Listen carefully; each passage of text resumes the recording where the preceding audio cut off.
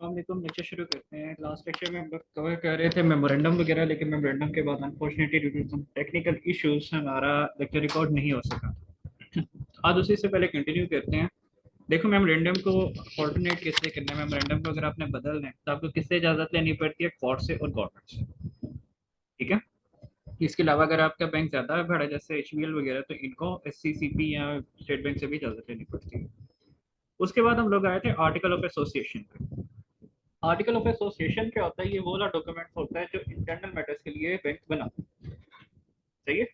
यानी कि अब हम लोगों ने देखना है कि हमें डायरेक्टर्स कैसे अपॉइंट करने हैं, हमने ऑडिटर्स कैसे अपॉइंट करने हैं, तो क्या करेंगे हम आर्टिकल्स ऑफ एसोसिएशन में लिखेंगे कौन कौन से हमारे डायरेक्टर हैं, डायरेक्टर्स की क्या क्या पावर है, सीईओ सीएफओ वगैरह सारा कुछ कहाँ पे आएगा? हमेशा आर्टिकल ऑफ एसोसिएशन में आएगा। अब अगर आपने इसको चेंज करना है, इसको चेंज करने के लिए आपको क्या करना पड़ता है? आपको एक मीटिंग बुलानी पड़ती है जिसको हम कहते हैं स्पेशल मीटिंग या स्पेशल रेजोल्यूटरी मीटिंग। इसके अंदर आप एक स्पेशल रेजोल्यूशन पास करते हैं।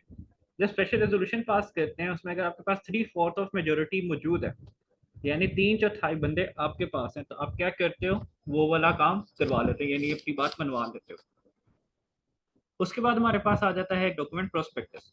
प्रोस्पेक्टस क्या होता है? दावतनामे को कहते हैं। हम इसमें किस बंदे को हम दावत दे रहे होते हैं? इसमें हम प्रोस्पेक्टिव कस्टमर्स को दावत दे रहे होते हैं।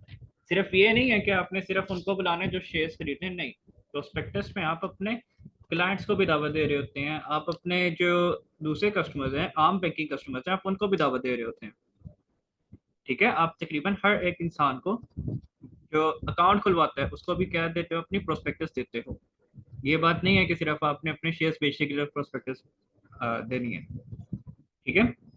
अब अगर प्रोस्पेक्टस आप फॉर एग्जांपल 90 डेज तक नहीं दे सकते, 90 डेज तक बैंक में जमा नहीं करवा सकते, फिर आपको क्या करना पड़ता है? आपको एक स्टेटमेंट जमा करवानी पड़ती है बैंक में जिसका नाम होता है statement in lieu of prospectus. यानी वो वाली स्टेटमेंट जो हमने प्रोस्पेक्टस की जगह पे जमा करवाई है। ये कहाँ से मिलती है? स्टेट बैंक ऑफ पाकिस्तान से मिल जाती है, एससीसीपी से मिल जाती है। यहाँ पे क्या होता है? तकरीबन हर एक कंटेंट पहले से ही लिखा होता है, हमने बस वहां पे एडिट करके अपने बैंक के हिसाब से उसको अमेंड कर देना होता है। जैसे बैंक का नाम लिखा होगा, आपने बैंक के नाम के आगे अपनी अपने बैंक का नाम लिख लोगे, नंबर ऑफ डायरेक्टर्स लिखे होंगे, आप वहां पे अपने नंबर ऑफ डायरेक्टर्स लिख लोगे। डायरेक्टर्स के नामों की जगह होंगे वहां पे डायरेक्टर्स के नाम लिख लोगे। कैपिटल की जगह होंगे वहां पे अपने बैंक का कैपिटल लिख लोगे। ठीक है। ये था जी हमारा अभी तक का सारा काम। अब हम आज का लेक्चर शुरू करते हैं। आज के लेक्चर में सबसे पहली चीज हमारे पास आ जाती है काइंड्स ऑफ बैंक। यानी बैंक क्यों बनने हैं, बैंक के अलग अलग एग्जाम क्यों है। सबसे पहले तो हम देखते हैं बैंक बनाए क्यों गए थे। ये बैंक बनाने का बेसिक मकसद ये था कि लोग अपना पैसा सेव करना चाहते थे। ठीक है। लोगों को था यार, हम लोगों के पास इतना पैसा पड़ा हुआ है, अगर ये हमारी पॉकेट में रहा, हमारी जेबों में रहा, इसको हम लोगों ने क्या करना, यूज कर देना। हम एक ऐसे का सिस्टम करते हैं जिससे कि क्या हो, हमारा पैसा सेव होता जाए। तो यही काम हम लोगों ने फिर आगे किया। हमने अलग अलग काइंड यानी अलग अलग यूजेस के लिहाज से हमने अलग अलग बैंक्स बना दिए। ठीक है। अब पहले हम लोग देखते हैं कि इनकॉर्पोरेशन के मुताबिक कौन कौन से बैंक बनते हैं, यानी बैंक बनाने के तरीके के हिसाब से अकॉर्डिंग टू इनकॉर्पोरेशन। ये आप लोगों ने अगर काइंड्स का क्वेश्चन आता है, आपने सिंपली इसमें काइंड्स लिख देनी है। ये नहीं है कि अकॉर्डिंग टू इनकॉर्पोरेशन ये काइंड है, अकॉर्डिंग टू रजिस्ट्रेशन ये काइंड है। इस तरह का काम नहीं करना, आपने सिंपली काइंड्स लिख देनी है। 10 से 12 लिख दोगे एनफ है। पहले डेफिनेशन लिखोगे बैंक की, फिर आप उसके नीचे काइंड्स लिखना शुरू कर दोगे। या पहले ये लिख लेना कि यूज क्या था। पहले आपके पास आ गया डेफिनेशन कि बैंक क्या होता है या बैंकिंग क्या होती है, वही ऑर्डिनेंस वाली लिख देना ज्यादा बेहतर है।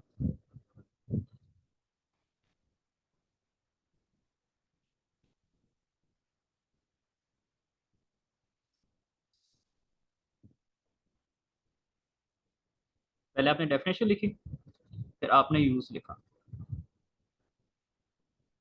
यूज नहीं बल्कि यहाँ पे लिख लो नीड, जरूरत।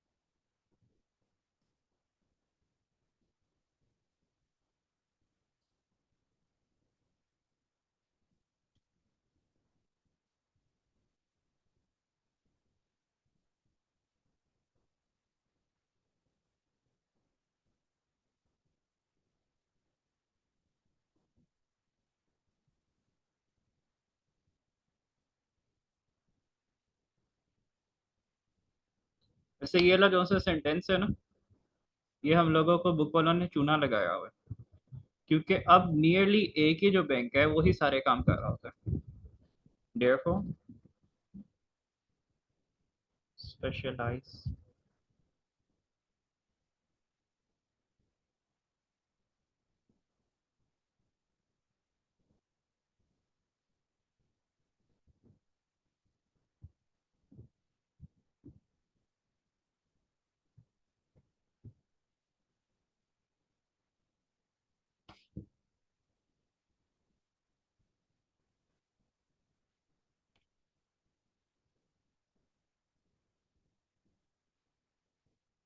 ठीक है, इसके बाद अब आप हेडिंग दोगे काइंड्स की, और आप बारी बारी करके काइंड्स लिखते जाओ।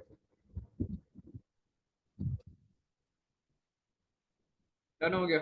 चलें जी, अब चलते हैं हम काइंड्स में। काइंड्स होती हैं एग्जाम। एग्जाम वैसे एक मशवरा जो वैसे तो सेशन के पहले देना चाहिए था, लेकिन अभी मैं दे रहा हूँ, ताकि इन केस अगर कोई बंदा ही बाद में लेक्चर्स पढ़ रहा होता है, मतलब बाद में लेक्चर्स ले रहा होता है, तो ये मशवरा ही है सारों को, बैंकिंग इकोनॉमिक्स वगैरह इंग्लिश में पढ़ा करो हमेशा।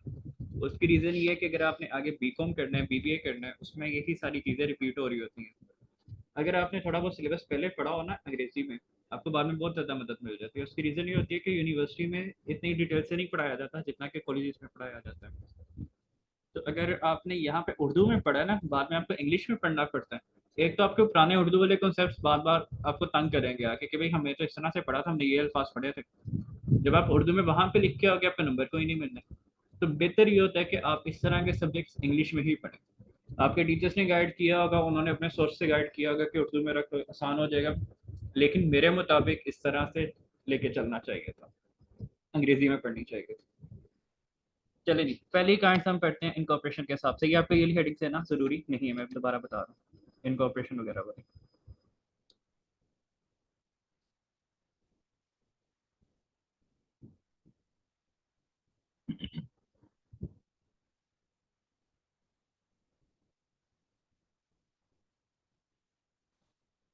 अकॉर्डिंग टू इनकॉर्पोरेशन सबसे पहला हमारे पास आ जाता है चार्टर्ड बैंक, और उसके बाद हमारे पास आ जाता है statutory bank.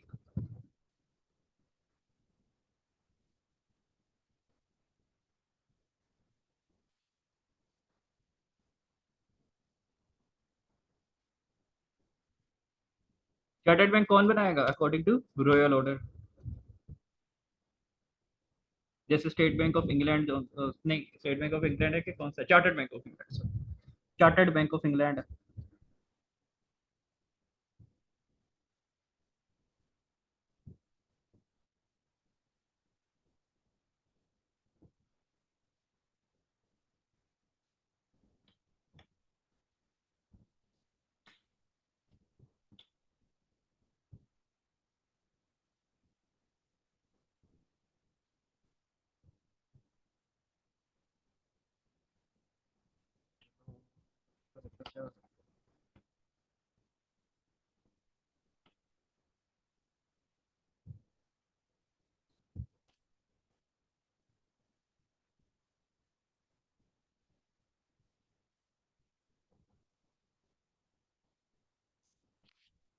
Chartered bank of England. ये जैसा हमारा यहाँ पे एसबीपी है ना, यानी स्टेट बैंक है, इसी तरह से ये जो इंग्लैंड का स्टेट बैंक है उसका नाम चार्टर्ड बैंक ऑफ इंग्लैंड है। फिर हमारे पास आ जाते हैं स्टैट्यूटरी बैंक। स्टैट्यूटरी कौन से होते हैं? जो स्टेट बनवाती है, यानी आपके पास किसी प्रेसिडेंट वगैरह के ऑर्डर से बनता है। ठीक है, प्रेसिडेंट से भी बना सकता है, यानी प्रेसिडेंट भी बनवा सकता है ये बैंक, और एक्ट ऑफ पार्लियामेंट।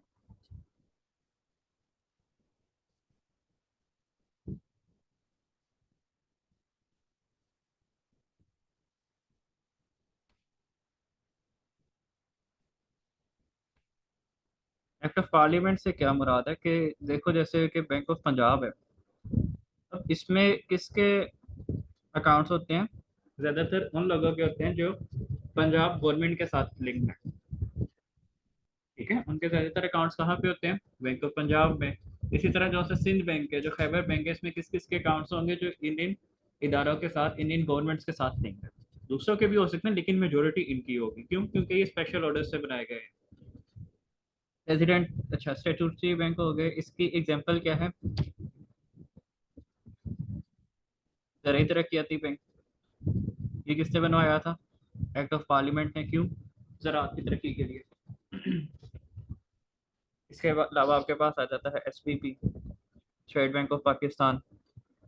ठीक है, ये थी जी दो टाइप्स अकॉर्डिंग टू इनकॉर्पोरेशन। उसके बाद आ जाता है हमारे पास रजिस्ट्रेशन के मुताबिक कौन कौन से बैंक्स हैं।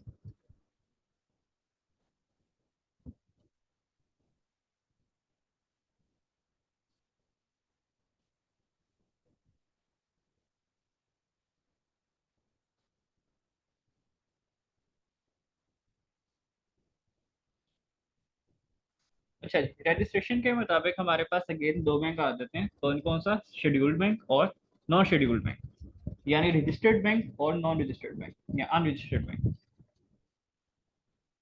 एक मिनट में अपना ये चेंज कर दूँ।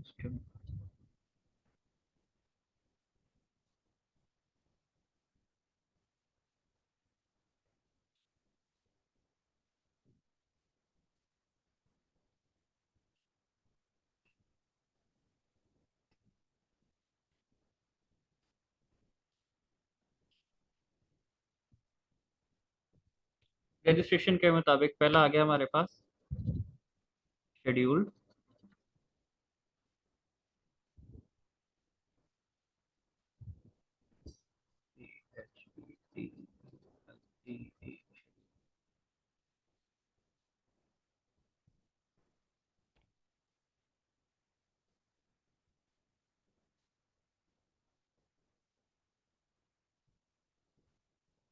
शेड्यूल्ड और नॉन शेड्यूल्ड। अच्छा, शेड्यूल्ड बैंक कौन से होंगे? आप लोग पढ़ चुके हैं एक बार बैंकिंग सारे। शेड्यूल्ड बैंक्स उन बैंक्स को कहते हैं जो किसके पास रजिस्टर्ड है? एससीसीपी को, सॉरी, एसबीपी के साथ पास रजिस्टर्ड है, या अपने स्टेट बैंक के पास, अपने सेंट्रल बैंक के पास रजिस्टर्ड होंगे। और नॉन शेड्यूल्ड जो रजिस्टर्ड नहीं है, रजिस्टर्ड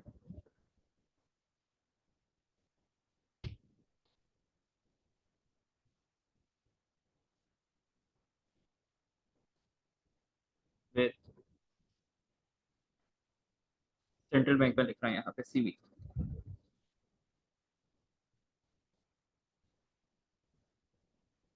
पूरा ही लिख लेते हैं क्योंकि आगे जाके आपके पास सीबी कमर्शियल बैंक भी बन जाएगा।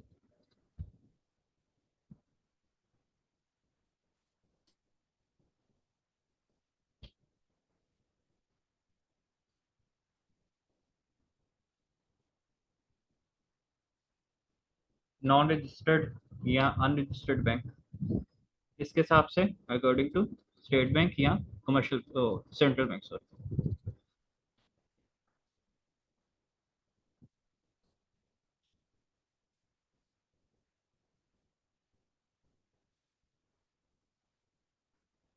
एग्जाम्पल क्या आ गई आपके पास? एचबीएल आ गया।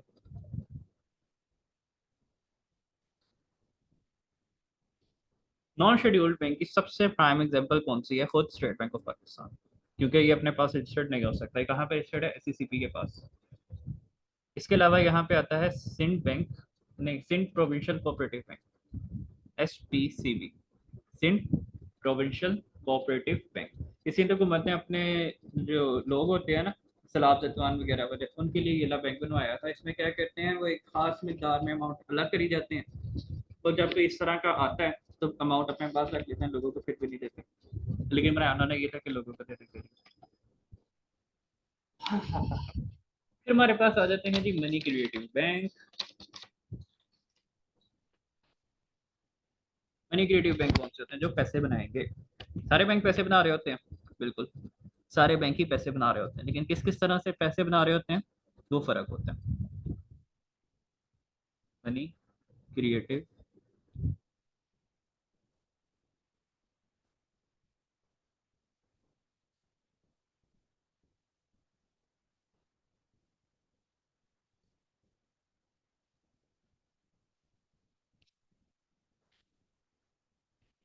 इसमें सबसे पहला क्या आ जाएगा, सेंट्रल बैंक।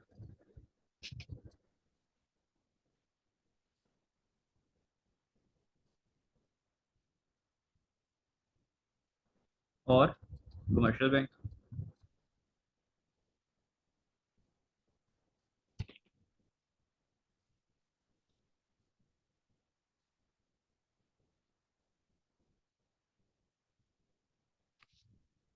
अब सेंट्रल बैंक क्या होता है, सेंट्रल बैंक बनाता है अ, असल वाले नोट्स, यानी रियल मनी बना रहा होता है। जैसे आपके पास 10 रुपए का नोट है, ये कहाँ से प्रिंट होके आएगा, सेंट्रल बैंक के पास।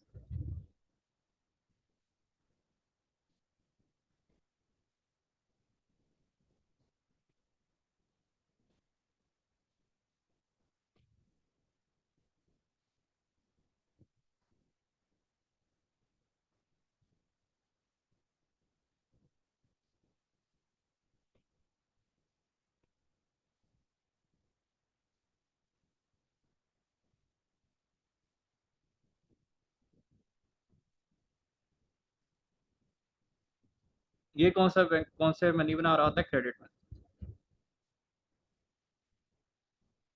क्या,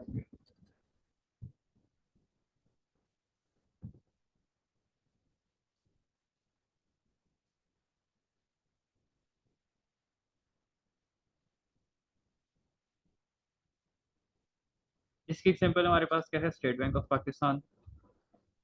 इसकी एग्जांपल क्या आ गई, यूबीएल, यूनाइटेड बैंक लिमिटेड। अच्छा, क्रेडिट मनी क्या होता है और रियल मनी क्या होता है। रियल मनी होता है कि यार इसने आपको गाइड करना है कि आपने असल में पैसे बनाने कैसे हैं। जैसे एक 10 रुपए का नोट है, कहाँ से बन के आएगा, स्टेट बैंक से बन के आएगा। ये नहीं होता कि यूनाइटेड बैंक अपने नोट छाप रहा है, नहीं, स्टेट बैंक के थ्रू बन के आएंगे। तो ये क्या कहते हैं, रियल मनी बनाते हैं। जबकि जो कमर्शियल बैंक हैं ये क्या बना रहे होते हैं, क्रेडिट मनी। क्रेडिट मनी क्या होता है कि आप पैसे के ऊपर पैसा बना रहे हो।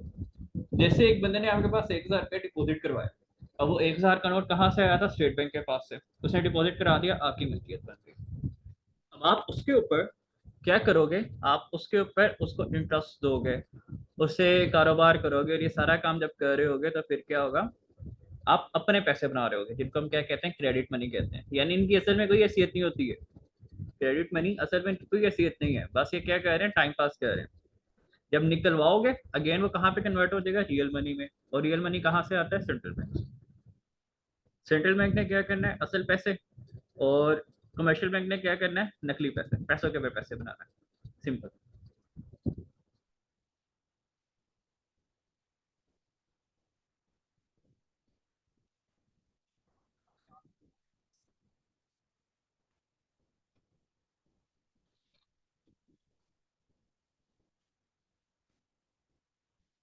उसके बाद हमारे पास आ जाता है अकॉर्डिंग टू ओनरशिप। अब कौन कौन बैंक ऑन कर सकता है, या गवर्नमेंट ऑन कर सकती है, या प्राइवेट पीपल ऑन कर सकते हैं।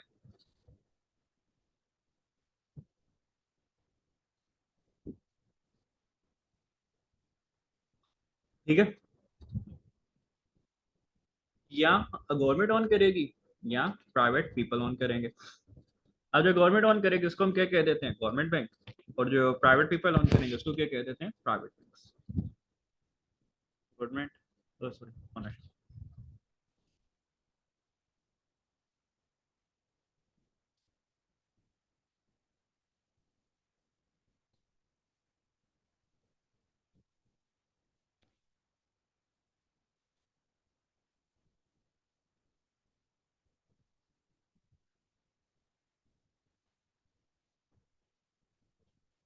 क्या मसला हो गया है,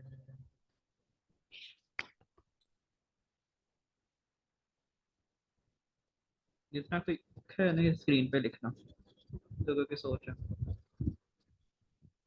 सारी मेरी राइटिंग की सत्यानाश है, स्क्रीन पे लिखने से होगी।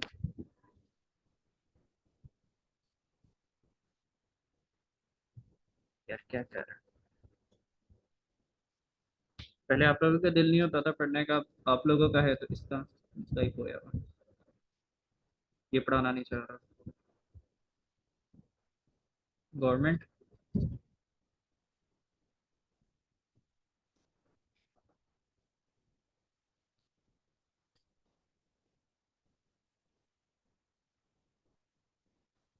गवर्नमेंट बैंक किसने ऑन करना है, गवर्नमेंट ने।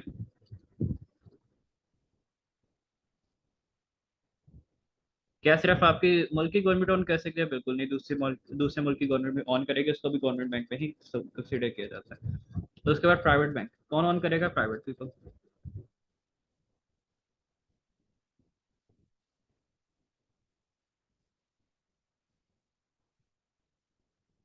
यानी आम लोग, गवर्नमेंट के अलावा कोई भी बंदा ऑन कर रहा होगा उसको हम क्या कहते हैं? प्राइवेट। यहाँ पे प्राइवेट पीपल के अंदर कंपनी भी आ सकती है, पता है ना? Company is an artificial legal person created by law. तो भी कहाँ पे आएगा? प्राइवेट पीपल में ही आएगा।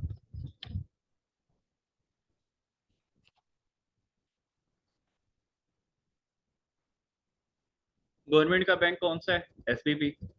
और सुनहरी गवर्नमेंट का बैंक कौन सा है? एसबीपी आ जाएगा, फर्स्ट वुमेन बैंक लिमिटेड आ जाएगा। और प्राइवेट बैंक कौन सा है?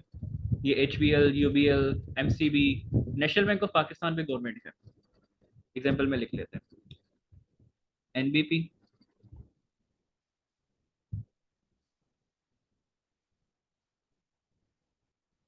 एसबीपी।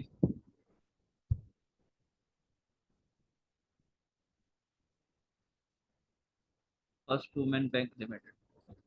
एफडब्ल्यूबीएल। और प्राइवेट बैंक में कौन कौन से आ जाएंगे? एचबीएल, बैंक अल हबीब, मिजान।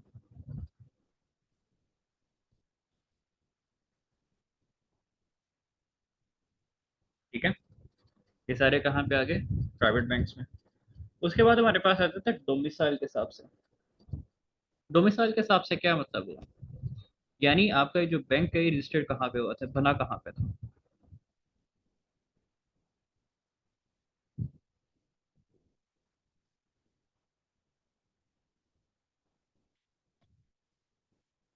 एक हमारे पास आ जाते हैं होम बैंक्स।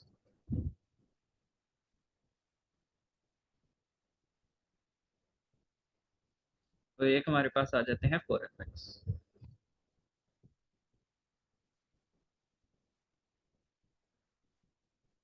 ठीक है।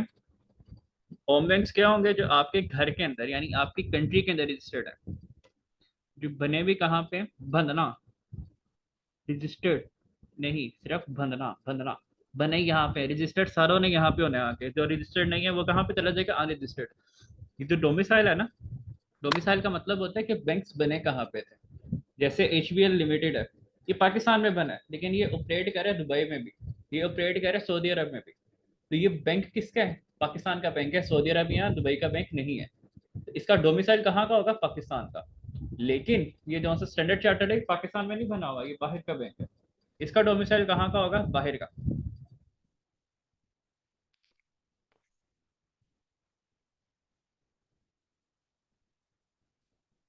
Made in Pakistan.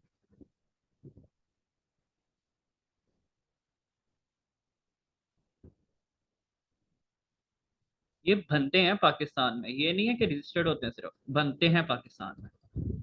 और फॉरेन कहाँ का होगा? आउटसाइड पाकिस्तान।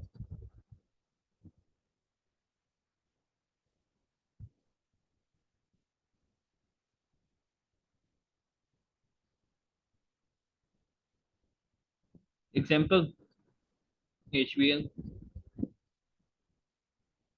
ये भी लिख लेते हैं।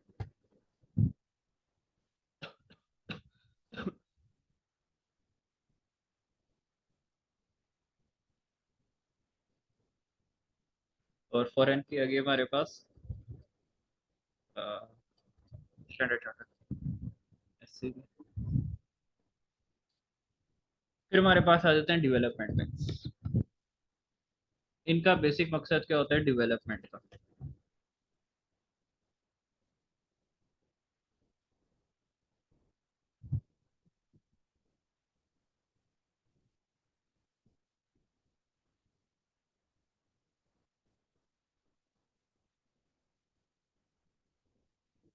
अब पहला हमारे पास आ जाता है agriculture development.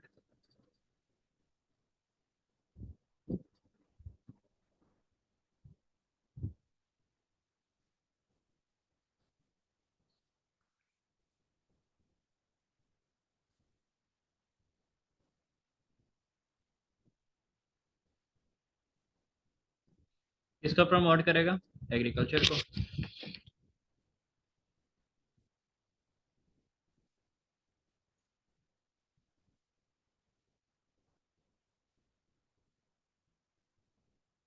Example DTBL, Zarai Taraqiati bank limited.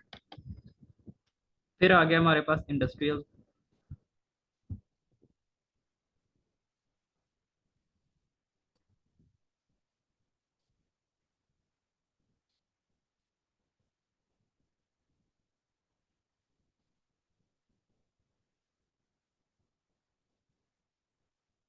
इसको प्रमोट करेगा इंडस्ट्रीज को।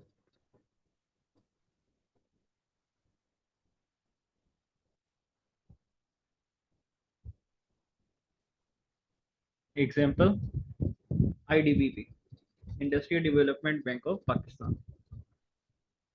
IDBP। फिर हमारे पास आ जाता है regional development.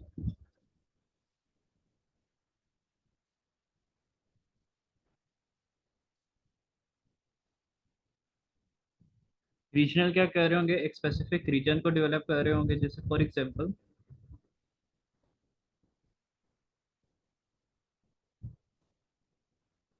ADB, Asian development bank. और उसके बाद आ गया इंटरनेशनल डेवलपमेंट। ये एशियन डेवलपमेंट बैंक किसको कह रहा होगा, एक स्पेसिफिक रीजन जो कहाँ पे लाई कर रहे हैं, एशिया में। एशियन डेवलपमेंट बैंक किस चीज के साथ कर रहा होगा, सिर्फ एशिया को डेवलप करने के लिए पैसे इकट्ठे करेगा।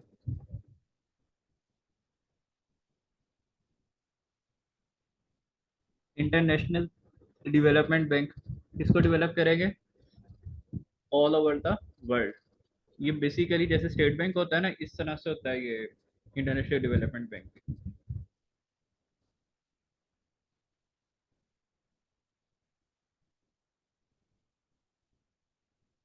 स्टेट बैंक समझ लो दुनिया का जो सा वो वर्ल्ड बैंक है, वर्ल्ड बैंक। और इसके छोटे क्या हैं, रीजनल डेवलपमेंट बैंक। अगर रीजनल डेवलपमेंट बैंक से छोटे क्या हैं, स्टेट बैंक। स्टेट बैंक से छोटे क्या हैं, कमर्शियल बैंक।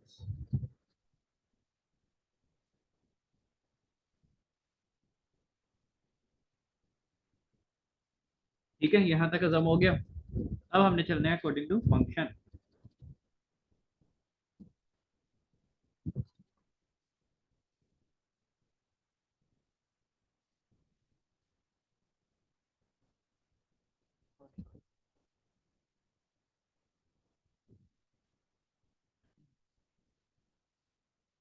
एक मिनट जरा मेरे गले को किसका आराम से फिर जब से शुरू।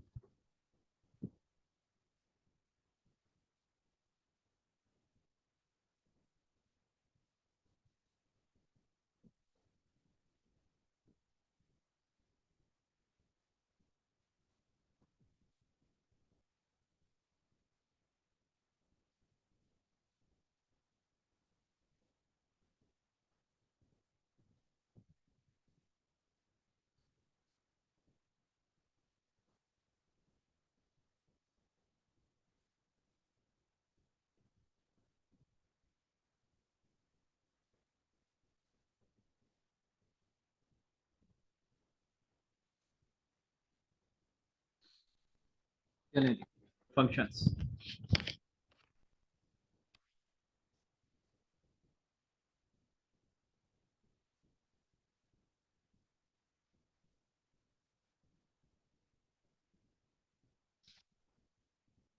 पहला आ गया हमारे पास सेविंग बैंक। ये क्या करेगा, सेविंग करेगा। उसके बाद हमारे पास आ गया, बल्कि इसको भी लिख लेते हैं यार, रह जाएगा फिर।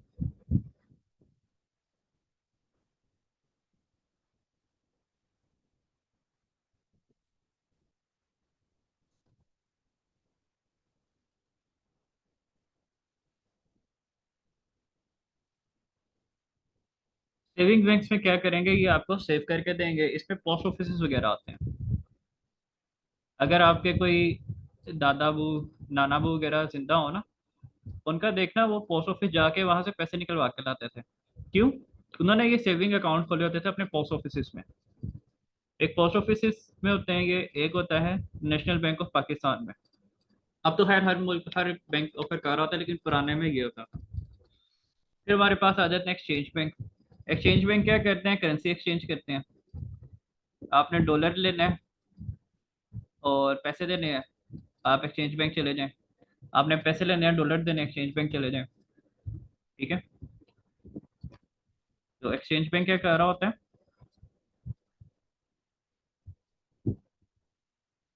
इसमें क्या कर रहा था, आपके पैसे कन्वर्ट कर रहा था, कन्वर्जन वगैरह कर रहा होता है। ये ट्रेवलर चेक वगैरह भी देता है। इसकी यहाँ से पहले बहुत ही नाम चलता था वेस्टर्न यूनियन का, और अब इसको कोई मुंह भी नहीं लगा रहा था। क्यों? क्योंकि अगेन ये सारे काम एक ही बैंक कर रहा होता है। जो आपका कमर्शियल बैंक है जिसमें आपके अकाउंट है ना, वो ही सारा काम करके दे देता है, वेस्टर्न यूनियन। फिर हमारे पास आ गए इन्वेस्टमेंट बैंक्स। इन्वेस्टमेंट बैंक्स क्या करेंगे, आपको पैसे इन्वेस्ट करके देंगे। कहाँ पे? जहाँ पे आप कहेंगे उधर नहीं। आपको इतनी अकल होती तो आप पहले ही ना इन्वेस्ट कर लेते खुद से। ये अपने हिसाब से इन्होंने एक पूल बनाया होता है, वहां पे पैसे इन्वेस्ट करते रहते हैं। इसकी एग्जांपल आ गई एटलस इन्वेस्टमेंट बैंक। ये भाई इसका वजूद ही खत्म हो गया है फिर से। क्यों? लोग इसमें पैसे नहीं रखवाते थे, अपने बैंकों में रखवाते हैं।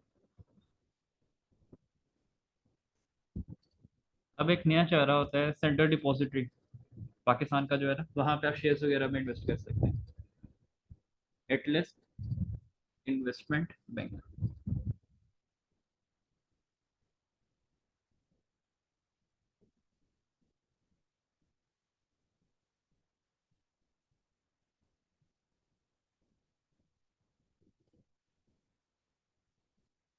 ठीक है। फिर हमारे पास आ जाता है मॉर्टगेज बैंक।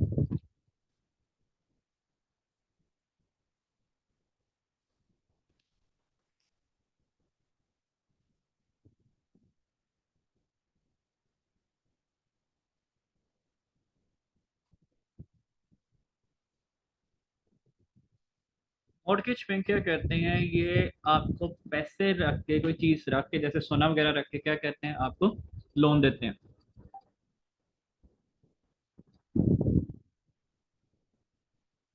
इसका पाकिस्तान में इतना तस्वुर नहीं है, तो यहाँ पे इसका नाम भी फिर पाकिस्तान वाले में नहीं आएगा, ये आ जाएगा मॉर्टगेज बैंक ऑफ ऑस्ट्रेलिया।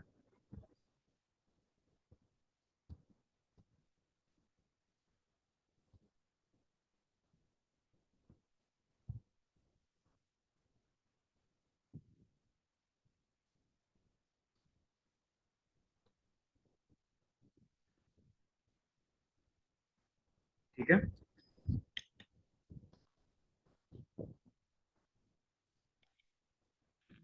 अब ये आगे जो इन्होंने बोंगियां मारी हुई है ना, बेसिकली बुक वालों ने बस नॉर्म बढ़ाने के लिए बोंगी मारी हुई है। कंज्यूमर बैंक, इस तरह का कोई बैंक एग्जिस्ट किया ही नहीं है कभी। क्योंकि हर बंदा कहीं ना कहीं पे कंज्यूमर होता है। फॉर एग्जाम्पल आप देखते हो कि यार ये जो बंदा है, प्रेसिडेंट है, इसके पास तो बहुत पावर है, ये तो कंज्यूमर हो ही नहीं सकता। यार इसने भी तो बिजली लेनी है ना, इसने भी तो चीज़ें खरीदनी है, मार्केट से खरीदेगा आगे, या इसके लिए खला से चीज़ें आनी है। कंज्यूमर बैंक ऐसा एग्जिस्ट करता ही नहीं है। ना ही इन्होंने आगे इसकी एग्जांपल दी हुई है कोई। ये क्या है? इससे दूर रखना है।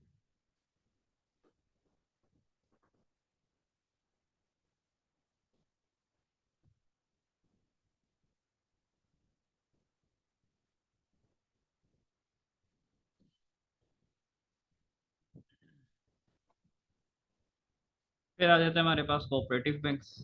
कोऑपरेटिव बैंक्स कौन से होंगे? कोऑपरेटिव सोसाइटी के अंडर बनेंगे।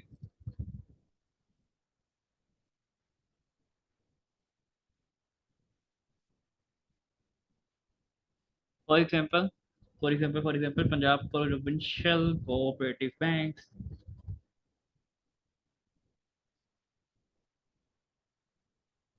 पंजाब प्रोविंशियल, ये कौन सा बैंक है? ये भी है मेरा ख्याल एग्जिस्ट नहीं करता, लेकिन जब ये एग्जिस्ट करता था तो ये क्या कहता था, जो उससे सारे बैंक ऑफ पंजाब वगैरह है ना, उसकी जिम्मेदारी पहले इसके पास होती थी। और जो सारे बैंक थे पंजाब के, उसको भी, उनको भी ये रेगुलेट कर रहा होता था।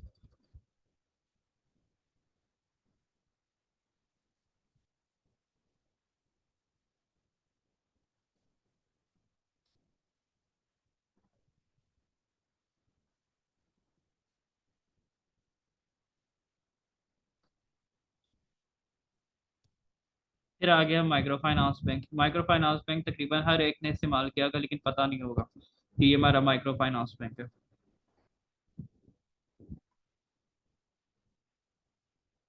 माइक्रो फाइनेंस बैंक, अब माइक्रो फाइनेंस बैंक कौन से होते हैं? जो आपके जैस कैश वगैरह है ना, यानी ऐसे के बैंक जो बजाते खुद अमूमी तौर पे एग्जिस्ट नहीं करते हैं, इनका कोई और चैनल यूज हो रहा था, जैसे जैस कैश है, ये तो अब एग्जिस्ट करता है, इसकी ब्रांचेस हैं, पहले इसकी ब्रांचेस भी नहीं होती थी। इसके अलावा इजी पैसा वगैरह, इसकी ब्रांचेस अभी तक नहीं है। या एक पहले चलता था खुशहाली बैंक लिमिटेड, और ये तब चलता था जब हमारे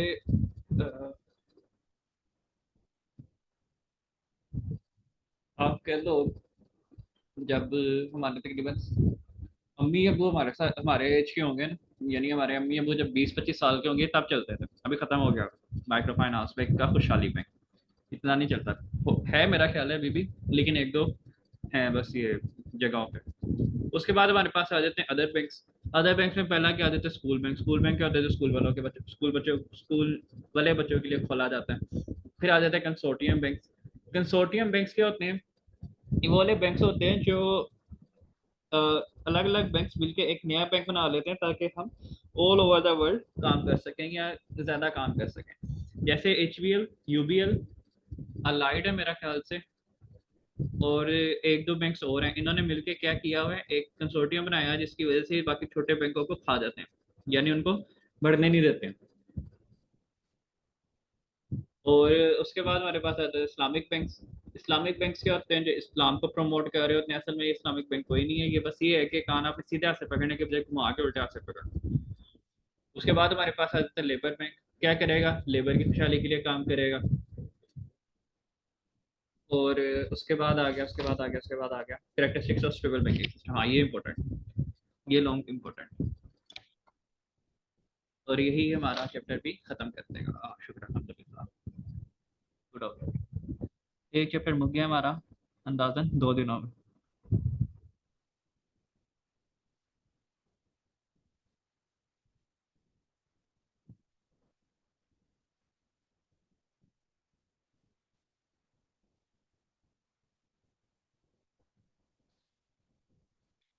पहली करेक्टरिस्टिक्स क्या है? देखो, आपके पास कैपिटल लार्ज होना चाहिए। आपने एक बात सुनी होगी, पैसा आपको कुछ नहीं दे सकता है। सही भाई, ये बात इंतहाई गलत है। जो ये बात आपको कहता है उसको तो पैसा मुझे दे दे, मेरा ये बैंक अकाउंट है, मुझे ट्रांसफर करता है। देखो, इसी तरह अगर पैसा इंसान के लिए जरूरी है ना, पैसा बैंकों के लिए भी जरूरी है। जितना बैंक के पास कैपिटल ज्यादा होगा, उतनी वो ब्रांचेस ज्यादा खोल सकेगा। जितनी ब्रांचेस ज्यादा खुलेंगी, उतने लोग डिपॉजिट ज्यादा करेंगे। लोगों के घर के पास होगा, लोग कहेंगे यार क्या इतनी दूर जाके ये बैंक में डिपॉजिट कराना है, ये पास है, चलो इधर ही डिपॉजिट करा देते हैं। अब बैंक में डिपॉजिट ज्यादा होंगे, बैंक का लेन देन ज्यादा चलेगा, बैंक के एम्प्लॉय बेहतर होंगे, तो सारा कुछ कहाँ पे डिपेंड करते हैं? लार्ज कैपिटल के ऊपर डिपेंड करता है। नेक्स्ट हमारे पास आ जाता है सेंट्रल बैंक। यानी कि एक सेंट्रल बैंक होना चाहिए जो बाकी सारे बैंक्स को क्या करे? रेगुलेट कर रहा हो।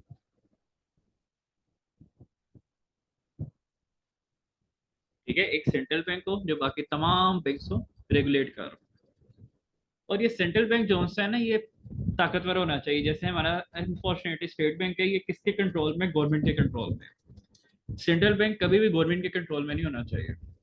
ये आगे जाके पढ़ेंगे मॉनेटरी पॉलिसी और वो फिस्कल पॉलिसी, वहां पे ज्यादा डिटेल में डिस्कस होगा, तो अभी इसको मैं इतना नहीं छेड़ूंगा।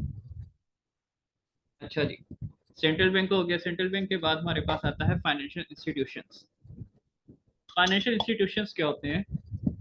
जैसे कि यूनियन पे वगैरह, तो वेस्टर्न यूनियन वगैरह या सादा पे वगैरह, इसके एक्सेस इजी होना चाहिए।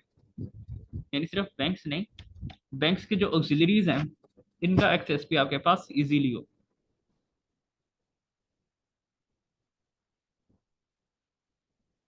और बैंक ज्यादा तादाद में, कम तादाद में होंगे तो अगेन क्या रोला पड़ेगा? लोगों को दूर जाना पड़ेगा। लोग कहेंगे यार इतनी दूर जाके हमने पैसे जमा कराने हैं, तो बेहतर है हम इसको अपने घर में तकिए के नीचे रख के सो जाएं। गिनते भी रहेंगे, खुश भी होते रहेंगे इतने पैसे पाए हुए हैं। Financial institution. फिर आ जाता है हमारे पास प्रोफेशनल स्टाफ। आपका स्टाफ इंसान का बच्चा होना चाहिए।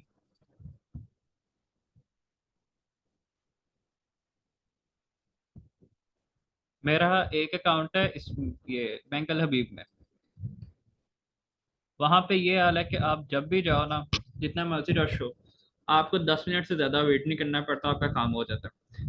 इवन मैं गया था, आज तक पीक टाइम था ये क्लोजिंग का ना, और मुझे पैसे चाहिए थे।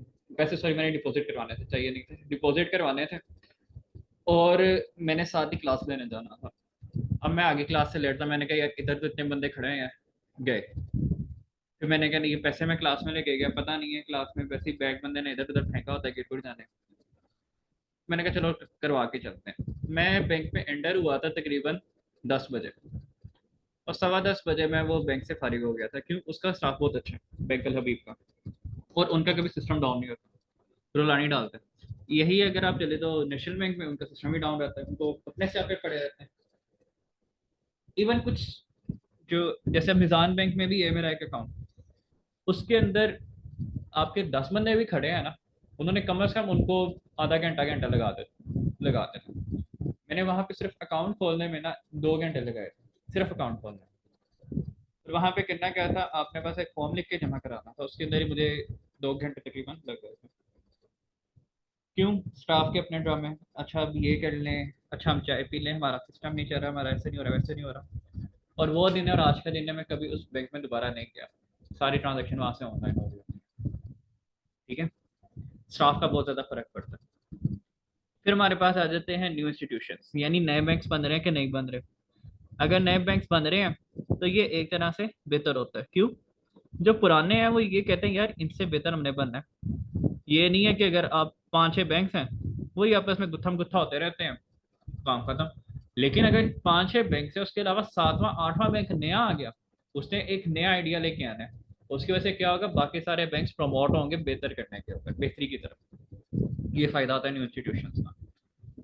फिर हमारे पास आ जाता है सेविंग्स। लोग जब तक सेविंग करना नहीं चाह रहे हैं तब तक आपका बैंक होना ना होना कोई फर्क नहीं पड़ता। लोग सेविंग करना चाह रहे हैं, आपका बैंक चलेगा। फिर आ जाता है लोन फैसिलिटी। अगर लोग लोन लेना चाह रहे हैं और आपका बैंक देना चाह रहा है तो फिर ये बैंक चलेगा, नहीं करना चाहता तो फिर कख फायदा नहीं। Increase in production.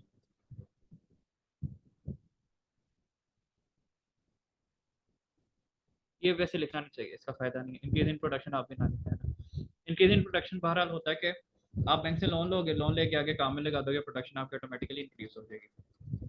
Equal distribution of bank, और equal distribution of wealth. Bank क्या कहते हैं, ज़कात वगैरह काट लेते हैं, जिसकी वजह से लोगों को जो गरीब लोग होते हैं उनके पास पैसे चले जाते हैं।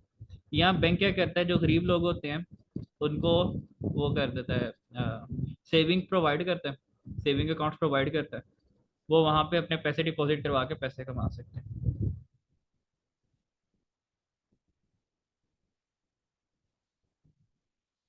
उसके बाद स्पेशलाइज्ड इंस्टीट्यूशन, बजाय इसके कि आप गली मोहल्ले में पैसे जमा कराएंगे कमेटी वालियों को, आप क्या करें, बैंक को पैसे जमा करवा दें। वो स्पेशलाइज्ड होते हैं।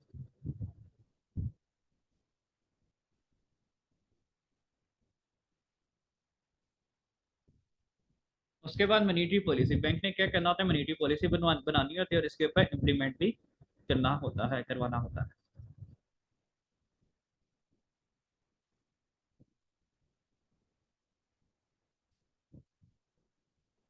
फिर आ जाएगा हमारे पास ट्रस्ट ऑफ पीपल। जब तक लोग आपके ऊपर ट्रस्ट नहीं करेंगे, आपका बैंक किसी काम का नहीं है।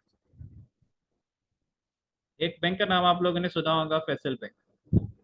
फैसल बैंक का क्या हुआ था, 2008 में ना लोग इसको कहने लग पड़े थे, बैंक होने लगे तो लोगों ने इसे पैसे निकलवाना शुरू कर दिए। फैसल बैंक ने क्या किया, उनके मैनेजर्स जो उनसे थे उन्होंने ये कहा कि यार आप लोग क्या करो, फिजिकल फॉर्म में कैश ला के ना अपने काउंटर्स के पीछे रखो, जो बंदा जितनी अमाउंट कहता है उसको दे दो, फिजिकल से ही निकाल के दे दो। इस तरह से फैसल बैंक के ऊपर लोगों ने दोबारा से ट्रस्ट करना शुरू किया, वरना फैसल बैंक तकरीबन बिल्कुल खत्म होने वाला था। और अब फैसल बैंक का ये आलम है कि जहाँ पे HBL UBL तक नहीं है, वहाँ पे फैसल बैंक बना होता है। यानी सबसे ज्यादा जो एक स्टेबल कमर्शियल बैंक है ना, कन्वेंशनल कमर्शियल बैंक, इस्लामिक नहीं, इस्लामिक में मिजान बैंक है सबसे ऊपर, जो कन्वेंशनल में सबसे ऊपर था वो फैसल बैंक था।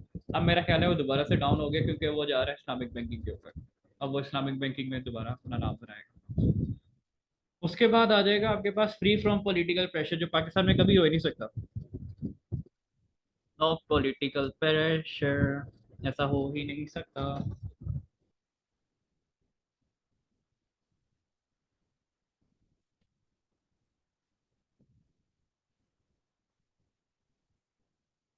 आम आबादी ने कितने अकाउंट खुलवाने हैं बैंक में? एक दो? कितने जमा करा लेंगे? 2 करोड़, 3 करोड़, चलो 10 करोड़ जमा करा लेंगे। जो सियासतदान होते हैं उनका कितना होता है? उनकी तो एक महीने की तनख्वाह 10 करोड़ से ऊपर होती है उनके, तो क्या क्या मतलब। तो इसलिए पाकिस्तान का जो सा बैंक है वो कभी पॉलिटिकल प्रेशर से फ्री नहीं हो सकता।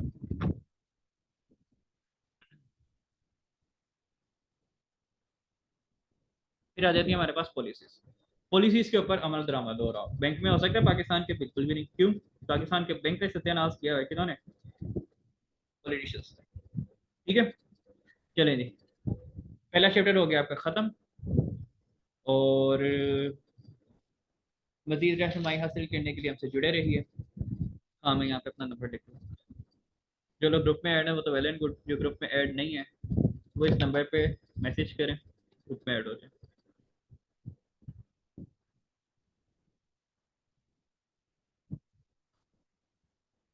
आप लोगों की एक दो दिन बाद, आज तो क्लास होगी लाइव, उसके एक दो दिन बाद मैं फिर दोबारा कोशिश करूंगा लाइव क्लास रखने की। भी जितना आप लोगों ने पढ़ा होगा ना, उसके जो क्वीरीज हैं वो डिस्कस कर लेंगे उसमें। ठीक है, चैप्टर नंबर 1 आपका कंप्लीट हो गया। अब आपने इसके शॉर्ट क्वेश्चंस कर लेने।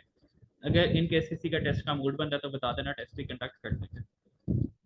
अल्लाह हाफिज़।